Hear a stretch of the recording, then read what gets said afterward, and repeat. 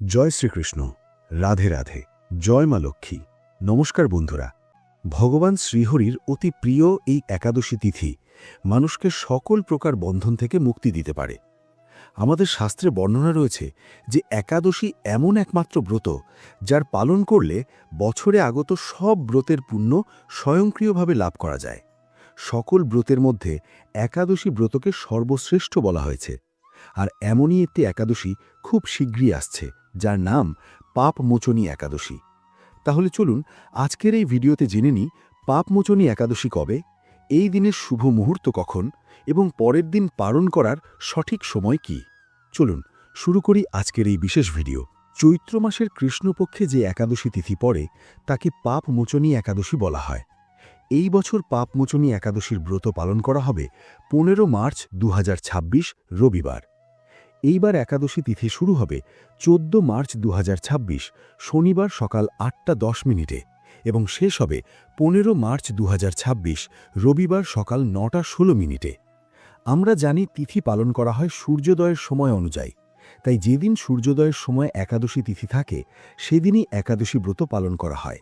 সেই অনুযায়ী এইবার সূর্যোদয়ের সময় একাদশী তিথি 15 মার্চ পাওয়া যাচ্ছে, তাই পাপমোচনী একাদশীর ব্রত পালন করা হবে 15 মার্চ 2026 রবিবার।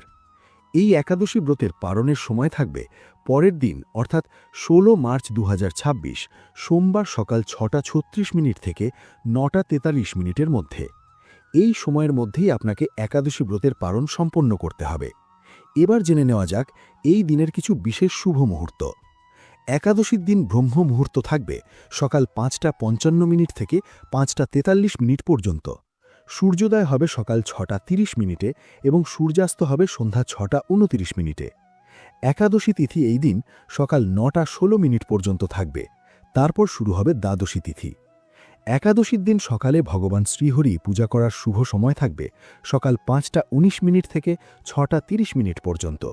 সন্ধ্যায় ভগবান শ্রীকৃষ্ণের পূজা করতে পারেন সন্ধ্যা 6:29 থেকে 7:41 মধ্যে। এই দিনে অভিজিৎ মুহূর্ত থাকবে দুপুর 12:06 থেকে 12:54 পর্যন্ত। অমৃতকাল থাকবে সন্ধ্যা 7:03 থেকে 8:43 পর্যন্ত। বিজয় মুহূর্ত থাকবে দুপুর 2:30 থেকে 3:18 পর্যন্ত। রাহুকাল থাকবে সন্ধ্যা 5টা থেকে 6:29 পর্যন্ত। এই সময় কোনো শুভ বা মঙ্গল কাজ করা উচিত নয়। এই একাদশীতে বিশেষভাবে দীপুষ্কর যোগও তৈরি হচ্ছে, তবে এটি হবে পরের দিন 16 মার্চ 2026 সকাল 5:56 থেকে 6:30 পর্যন্ত। এই দিনই পালিত হবে মীন সংক্রান্তি। একাদশীর পরের দিন অর্থাৎ 16 মার্চ পালিত হবে সোম প্রদোষ ব্রত। তাই যারা প্রদোষ ব্রত পালন করেন তাদের একাদশী ব্রতও সেই অনুযায়ী পালন করতে হবে, যাতে প্রদোষ ব্রত ঠিকভাবে পালন করা যায়। অনেক ভক্ত জিজ্ঞাসা করেন, যখন একাদশী ব্রত রাখা হয় এবং পরের দিন প্রদোষ ব্রত থাকে তখন একাদশীর পালন কিভাবে করবেন এবং প্রদোষ ব্রত কিভাবে চালিয়ে যাবেন। এর পদ্ধতি খুবই সহজ। একাদশী ব্রতের পরের দিন নির্ধারিত পালনের সময়ে শাস্ত্রোক্ত নিয়মে পালন করুন। সমস্ত আচার সম্পন্ন করুন, ভগবানের কাছে প্রার্থনা করুন এবং একাদশী ব্রত ভগবানের চরণে সমর্পণ করুন। এরপর সামর্থ্য অনুযায়ী কোনো ব্রাহ্মণকে দান করুন বা কোনো যোগ্য বৈষ্ণবকে ভোজন করান। এরপর যখন আপনি নিজে পালন করবেন তখন যদি আপনার প্রদোষ ব্রত থাকে তাহলে একটি মাত্র চালের দানা গ্রহণ করে একাদশীর পালন করতে পারেন এবং তারপর প্রদোষ ব্রত স্বাভাবিকভাবে চালিয়ে যেতে পারেন। এইবার প্রদোষ ব্রত পড়ছে সোমবার, তাই এটিকে সোম প্রদোষ ব্রত বলা হয়। এই বছরের পাপমোচনী একাদশী নামের মতোই সব ধরনের পাপ নাশকারী বলে মনে করা হয়। চৈত্র মাসের কৃষ্ণপক্ষে আগত এই একাদশী মানুষের পূর্বজন্ম এবং বর্তমান জন্মের সুমেরু পর্বতের মতো বড় বড় পাপ ও মুহূর্তে নষ্ট করে দেয়। তাই প্রত্যেক মানুষের উচিত শ্রদ্ধা ও নিয়ম মেনে এই একাদশী ব্রত পালন করা। পাপমোচনী একাদশীর মাহাত্ম্য। যুধিষ্ঠির শ্রীকৃষ্ণকে বললেন, হে জনার্দন, চৈত্র মাসের কৃষ্ণপক্ষের একাদশীর নাম ও মাহাত্ম্য কৃপা করে আমাকে বলুন। শ্রীকৃষ্ণ বললেন, হে ধর্মরাজ যুধিষ্ঠির, আপনি ধর্ম বিষয়ক প্রশ্ন করেছেন। একাদশী সকল সুখের আধার, সিদ্ধি প্রদানকারী ও পরম মঙ্গলময়। সমস্ত পাপ থেকে নিস্তার বা মোচন করে বলে এই পবিত্র একাদশী তিথি পাপ মোচনী নামে প্রসিদ্ধ। রাজা মান্ধাতা একবার লোমশ মুনিকে এই একাদশীর কথা জিজ্ঞাসা করেছিলেন। তার বর্ণিত সেই বিচিত্র উপাখ্যানটি আপনার কাছে বলছি, আপনি মনোযোগ দিয়ে তা শ্রবণ করুন। প্রাচীনকালে অতি মনোরম চৈত্ররথ পুষ্প উদ্যানে মুনিগণ বহু বছর ধরে তপস্যা করতেন। একসময় মেধাবী নামে এক ঋষিকুমার সেখানে তপস্যা করছিলেন। মঞ্জু ঘোষা নামে এক সুন্দরী অস্পরা তাকে বশীভূত করতে চাইল, কিন্তু ঋষির অভিশাপের ভয়ে সে আশ্রমের 2 মাইল দূরে অবস্থান করতে লাগল। বীণা বাজিয়ে মধুর স্বরে সে গান করত। একদিন মঞ্জু ঘোষা মেধাবীকে দেখে কাম বানে পীড়িতা হয়ে পড়ে। এদিকে ঋষি মেধাবীও অস্পরার অনুপম সৌন্দর্য দেখে মুগ্ধ হন। তখন সেই অস্পরা ঋষিকে নানা হাবভাব ও কটাক্ষ দ্বারা বশীভূত করে। ক্রমে কাম পরবশ মুনি সাধন ভজন বিসর্জন দিয়ে তার আরাধ্য দেবকে বিস্তৃত হন। এইভাবে অস্পরার সাথে কাম ক্রীড়ায় মুনির বহু বছর অতিক্রান্ত হল। মুনিকে আচারভ্রষ্ট দেখে সেই অস্পরা দেবলোকে ফিরে যাওয়ার মনস্থ তুলল। একদিন মঞ্জু ঘোষা মেধাবী মুনিকে বলতে লাগল, হে প্রভু, এখন আমাকে নিজ গৃহে ফিরে যাওয়ার অনুমতি প্রদান করুন। কিন্তু মেধাবী বললেন, হে সুন্দরী, তুমি তো এখন সন্ধ্যাকালে আমার কাছে এসেছ, প্রাতঃকাল পর্যন্ত আমার কাছে থেকে যাও। মুনির কথা শুনে ঈষৎ হেসে মঞ্জু ঘোষা তাকে বলল, হে মুনিবর, আমার সহবাসে আপনার যে কত বৎসর অতিবাহিত হয়েছে তা একবার বিচার করে দেখুন। এই কথা শুনে মুনি স্থির হয়ে চিন্তা করে দেখলেন যে তার 56 বৎসর অতিবাহিত হয়ে গেছে। মুনি তখন মঞ্জু ঘোষার প্রতি ক্রোধ পরবশ হয়ে বললেন, রে পাপিষ্ঠে, দুরাচারিণী, তপস্যার খলকারিণী, তোমাকে ধিক, তুমি পিশাচী হও। মেধাবীর শাপে অস্পরার শরীর বিরূপ প্রাপ্ত হল। তখন সে অবনত মস্তকে মুনির কাছে সাপ মোচনের উপায় জিজ্ঞাসা করল। মেধাবী বললেন, হে সুন্দরী, চৈত্র মাসের কৃষ্ণপক্ষিয়া পাপমোচনী একাদশী সর্বপাপ ক্ষয়কারিণী। সেই ব্রত পালনে তোমার পিশাচত্ব দূর হবে। পিতার আশ্রমে ফিরে গিয়ে মেধাবী বললেন, হে পিতা, এক অস্পরার সঙ্গদোষে আমি মহাপাপ করেছি, এর প্রায়শ্চিত্ত কি তা কৃপা করে আমায় বলুন। উত্তরে চ্যবন মুনি বললেন, চৈত্র মাসের কৃষ্ণপক্ষিয়া পাপমোচনী একাদশী ব্রতের প্রভাবে তোমার পাপ দূর হবে। পিতার উপদেশ শুনে মেধাবী সেই ব্রত ভক্তিভরে পালন করল। তার সমস্ত পাপ দূর হল। পুনরায় তিনি তপস্যার ফল লাভ করলেন। মঞ্জু ঘোষাও ওই ব্রত পালনের ফলে পিশাচত্ব থেকে মুক্ত হয়ে দিব্য দেহে স্বর্গে গমন করল। হে মহারাজ, যারা এই পাপ মোচনী একাদশী পালন করেন তাদের পূর্বকৃত সমস্ত পাপই ক্ষয় হয়। এই ব্রতকথা পাঠ ও শ্রবণে সহস্র গোদানের ফল লাভ হয়। একাদশীর দিনে সূর্যোদয়ের আগে উঠে স্নান করতে হবে। স্নান শেষে পরিষ্কার ও পবিত্র বস্ত্র পরিধান করতে হবে। তারপর একাদশীর ব্রতের পূজা করতে হবে। পূজা শুরুর আগে সংকল্প করতে হবে এবং এরপর একাদশীর কাহিনী শ্রবণ করতে হবে। এখন জেনে নেওয়া যাক এই একাদশীর পূজার জন্য কি কি সামগ্রী প্রয়োজন এবং কিভাবে পূজা করতে হবে। পূজার সম্পূর্ণ বিধি আমি আলাদা করে বিস্তারিতভাবে বলবো। এখানে সংক্ষেপে কিছু তথ্য জানিয়ে দিচ্ছি। এরপর বলবো একাদশীর দিনে কি খাওয়া উচিত, কখন খেতে হবে এবং কি খাওয়া উচিত নয়। ভক্তবৃন্দ, একাদশীর দিনে স্নান শেষে প্রথমে আপনার পূজা স্থান পরিষ্কার করতে হবে। এরপর সেখানে একটি চৌকি স্থাপন করতে হবে। পূজার জন্য প্রয়োজনীয় সামগ্রীগুলো হল ভগবান নারায়ণের একটি মূর্তি বা ছবি, একটি চৌকি, চৌকির উপর বিছানোর জন্য লাল বা হলুদ কাপড়, ঘিয়ের প্রদীপ, রলি অর্থাৎ সিঁদুর, মৌলি অর্থাৎ পবিত্র সুতো, পান, সুপারি, লবঙ্গ, এলাচ, ধূপ ও দীপ, ইতর বা সুগন্ধি, জেনেউ অর্থাৎ পবিত্র সুতো, ফুল বা ফুলের মালা। পঞ্চামৃত তৈরির জন্য লাগবে কাঁচা দুধ, দই, ঘি, চিনি এবং গঙ্গাজল। এখানে মধু ব্যবহার করা যাবে না। এই সব সামগ্রী সংগ্রহ করে পূর্ব দিকে মুখ করে বসতে হবে। পূজাস্থানে সব সামগ্রী সাজিয়ে নিতে হবে। এরপর একটি তামার লোটায় একটু গঙ্গাজল এবং তার সঙ্গে বিশুদ্ধ জল নিয়ে প্রথমে স্থান এবং পূজার সামগ্রী শুদ্ধ করতে হবে। কারণ এই সামগ্রীগুলো আমাদের কাছে আসার আগে অনেকের হাত দিয়ে এসেছে, তাই ভগবানকে অর্পণের আগে শুদ্ধিকরণ করা প্রয়োজন। লোটার জল ফুলের মাধ্যমে ছিটিয়ে বলতে হবে, ওম অপবিত্রাহা পবিত্র বা সর্বাবস্থাং গতপিবা ইয়া স্মারেত পুণ্ডরিকাক্ষাং সা বাহিভ্যান্তহা শুচিহি। এই মন্ত্র উচ্চারণ করে জল ছিটিয়ে স্থান এবং সামগ্রী শুদ্ধ করতে হবে। এরপর চৌকির উপর লাল বা হলুদ কাপড় বিছিয়ে ভগবান নারায়ণের ছবি বা মূর্তি স্থাপন করতে হবে। ভগবানের সামনে একটি প্রদীপ রাখতে হবে। যদি ঘিয়ের প্রদীপ হয় তাহলে ভগবানের ডান দিকে রাখতে হবে, আর যদি তেলের প্রদীপ হয় তাহলে বাঁ দিকে রাখতে হবে। প্রদীপের বিপরীত দিকে ধূপ স্থাপন করতে হবে। প্রদীপের নিচে আসন হিসেবে একটি ফুল রাখতে পারেন অথবা সামান্য গম বা অন্য শস্য রাখতে পারেন। এরপর একটি ছোট পাত্রে সামান্য জল নিয়ে হাত ধোয়ার জন্য রাখতে হবে। তারপর পূজার আসনে বসে পূজা শুরু করতে হবে। প্রথমে সেই পাত্র থেকে একটু জল ডান হাতে নিয়ে হাত ধুতে হবে। এরপর 3 বার আচমন করতে হবে, অর্থাৎ সামান্য জল 3 বার করে গ্রহণ করতে হবে। কারণ যারা ব্রত করেন তাদের জানা উচিত যে নির্জলা একাদশীর ব্রতে আচমনের জন্য সামান্য জল গ্রহণ করলে কোনো দোষ হয় না।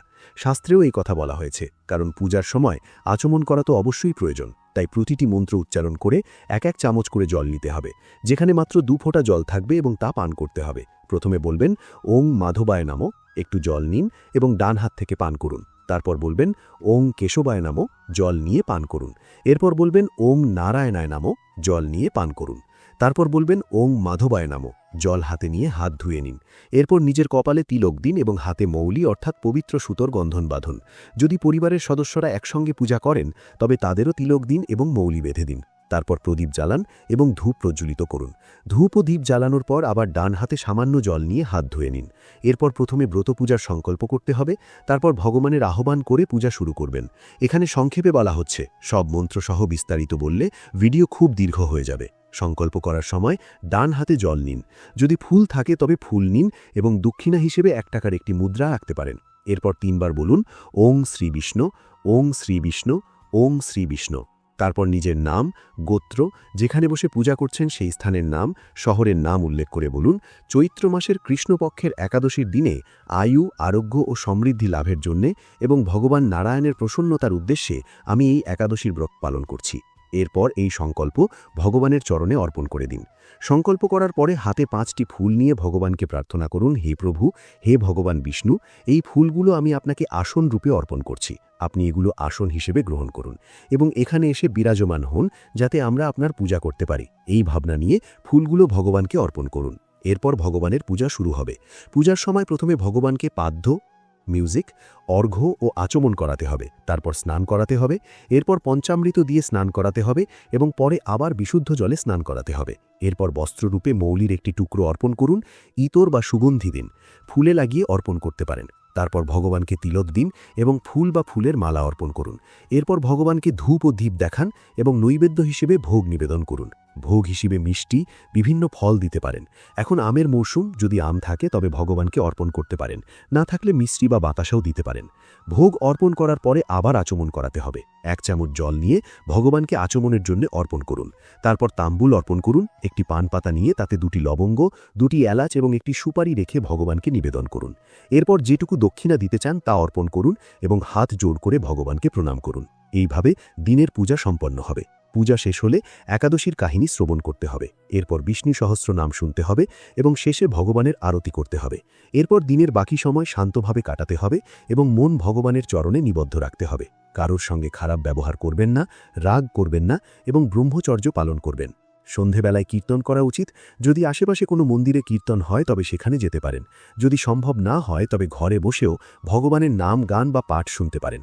ভগবান নারায়ণ বলেছেন, যারা নাচ গান করে কীর্তন করতে পারেন না তারা যদি ভক্তিভরে পাঠ বা স্তোত্র শ্রবণ করেন তবুও কীর্তনের সমান ফল লাভ করেন।